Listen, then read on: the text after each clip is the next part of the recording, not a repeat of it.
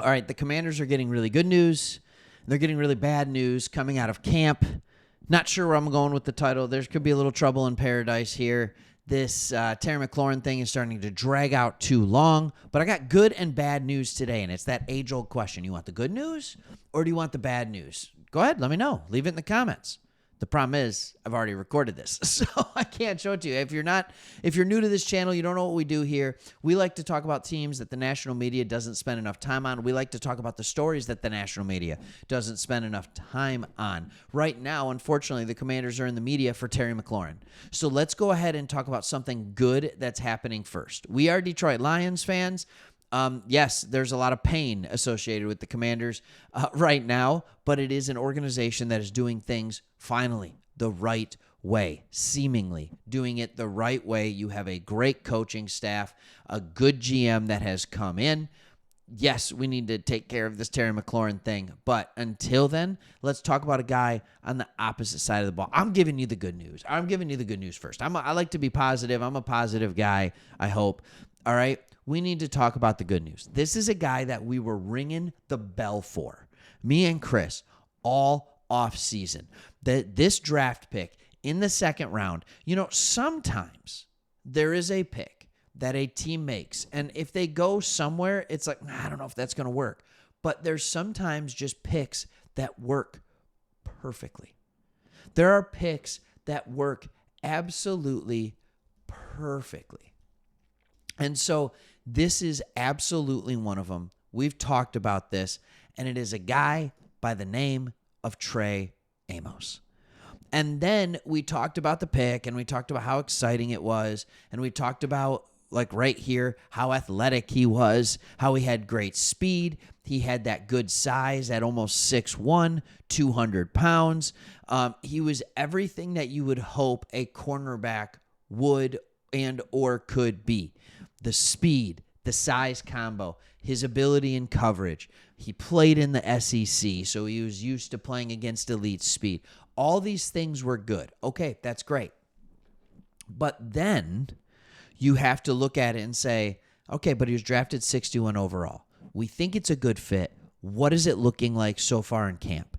And it is nuts how good he has been. How nuts he has been this so much. So he instantly won the starting spot opposite of Marshawn Lattimore.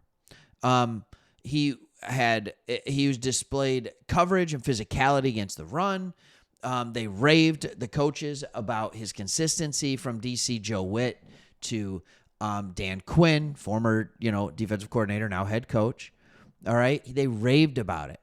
And they know a thing or two about what a good defensive back looks like. But now we're starting to see it from the national side of things. Here you see Zachary Perales. He said the second-round rookie out of Ole Miss by way of Louisiana and Alabama, all right, was one of the few bright spots in the preseason 1 blowout loss to the Patriots.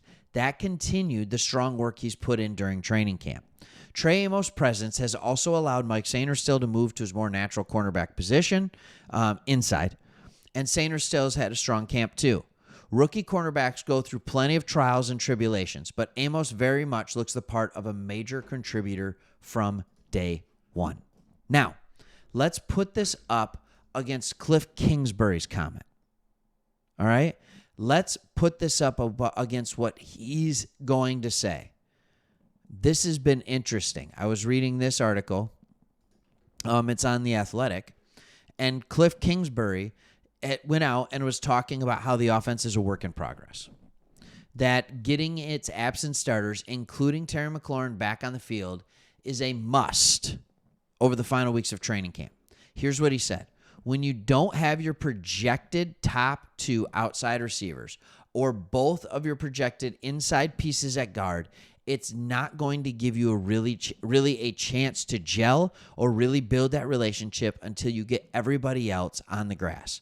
All right? This is what he said on Friday. He said, so that's something we have to get over the next 3 weeks.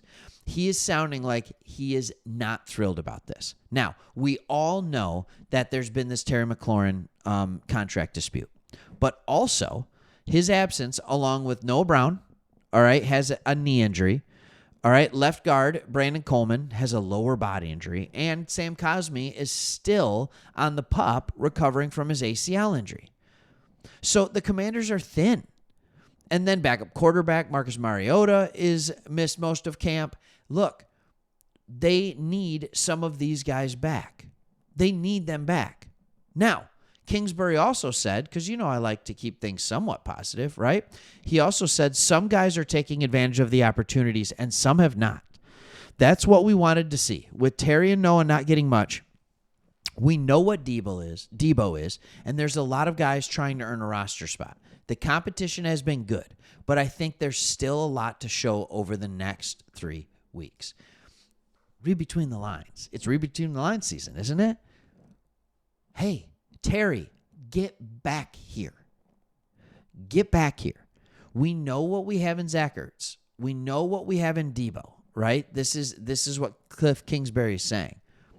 We know what we have in you, Terry. We need you back. So here's what I think, and this is what it looks like. This was a phenomenal offense last year, especially trending in the right direction. Honestly, it was pretty good really fast, but it just kept getting better and better and better. Maybe there's a semi-slow start to start the season, but also I think the defense has gotten better as well. And that's one of the things that is being talked about is, hey, there absolutely needs to be better performance on the defensive side of the ball than there was last year. Trey Amos is going to be a big, big help to that. All right? It's been more than 200 days since Terry McLaurin played a live rep of football. Yeah. All right? It was the NFC Championship game, which is fair. The Commanders and Ravens also mutually called off their August 21st joint practice ahead of their final preseason game, citing logistical challenges. Interesting. Here's what I will say. The Commanders have enough talent to withstand some of these things, but there is some concern that sometimes rookie quarterbacks in year 2 have a little regression. C.J. Stroud had it last year. I'd be interested to see what all the quarterbacks this year have. Not everybody has it. Trust me, not everybody has it, right? There's been plenty of quarterbacks that don't have a year 2 slide or regression. But when you have a year 2 quarterback that is out both of its guards, all right, and we know pressure up the middle oftentimes can be more of a problem than pressure off the edge. So the tackles are fixed, but the guards need to get back. So without his main 2 guards, without his 2 favorite targets, there could be some struggles that are happening. Not to mention the time it took McLaurin and Daniels to really get on the same page. It took 6 or 7 games, and then they were running. So I do think they'll be able to get that back quick. I'm just saying, it's something to look at. Get McLaurin back. You need him. Luckily, you have Debo. But as a friend of mine said, all right, who runs another channel for us, if Debo is your number 1, you don't have a number 1. I don't think I agree with that because it turned out pretty well for San Francisco a couple years. And we have a GM and a coach that knows how to utilize players in space. So I think it's good.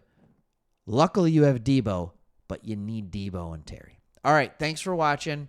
And luckily, you got Trey in the back end. See you on the next one.